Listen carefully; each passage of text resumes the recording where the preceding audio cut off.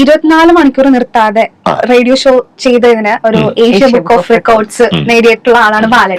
അതെ, അപ്പൊ അതുപോലെ തന്നെ ഇനി ഒരു അറ്റംപ്റ്റ് ചെയ്യണം എന്നുള്ള ആഗ്രഹം ഉണ്ട്. 24 മണിക്കൂറിന് പകരം ഒരു 48 മണിക്കൂർ എന്ന് പറയുന്ന ആഗ്രഹം എന്നെ സംബന്ധിച്ചിട്ടില്ല. ഞാന് പിന്നെ 2017 ഈ 24 അവർ നോൺ സ്റ്റോപ്പ് റേഡിയോ ഷോ നടത്തുന്നത്. അന്ന് എനിക്ക് ധൈര്യം എന്ന് പറഞ്ഞത് ഞാനൊരു കവല പ്രസംഗമൊക്കെ നടത്തിയിട്ട് നല്ല ശീലമുള്ള ആളാണ്.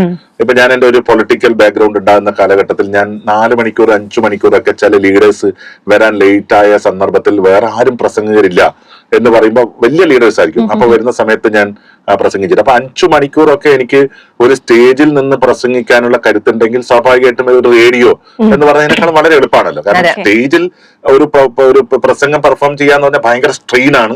പിന്നെ കണ്ടിന്യൂസ് നമുക്ക് കണ്ടന്റ് വന്നുകൊണ്ടേയിരിക്കണം. ആ കണ്ടന്റ് കേൾക്കാൻ അവിടെ ലൈവായിട്ട് ആളുകൾ ഇരിക്കുകയാണ്.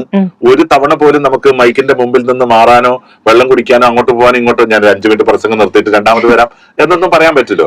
അത് ഒരു സ്ഥലത്ത് നിന്ന് സ്റ്റാർട്ട് ചെയ്താൽ അവസാനം വരെ അങ്ങനെ പോവാം. പക്ഷെ റേഡിയോയിൽ അങ്ങനെയല്ലല്ലോ. നമുക്കൊരു പാട്ടിന്റെ ഗ്യാപ്പ് ഉണ്ട്, അവിടെ ഇരുന്ന് പ്രോഗ്രാം ചെയ്യാൻ എത്ര ആളുകൾ വിളിക്കാം. അപ്പൊ അന്ന് അങ്ങനെ ധൈര്യം ഉണ്ടായിരുന്നു. പക്ഷെ ഇന്ന് എനിക്ക് എന്താണെന്ന് അറിയില്ല, കുറെ കാലമായിട്ട് ഞാൻ ഈ പബ്ലിക് സ്പീക്കിംഗ് ഏരിയയിൽ നിന്ന് മാറി നിൽക്കുകയാണ്. പിന്നെ ഇടയ്ക്കിടയ്ക്ക് ഇപ്പൊ നമ്മൾ ഈ പ്രോഗ്രാം കുറെ അധികം സമയം ചെയ്യുമ്പോൾ ഇങ്ങനെ തൊണ്ട വരളുന്നോ എന്നൊക്കെ ഒരു സംശയം നമുക്ക് തോന്നുന്നുണ്ട്. എനിക്ക് തോന്നുന്നു നമ്മൾ വളരും തോറും നമ്മുടെ കോൺഫിഡൻസ് ചില സന്ദർഭത്തിൽ കുറഞ്ഞു പോകും. അതുകൊണ്ട് ഇനി 24 മണിക്കൂറിന് പകരം ഒരു 48 മണിക്കൂർ എന്ന് പറയുന്ന ആഗ്രഹം എന്നെ സംബന്ധിച്ചിട്ടില്ല.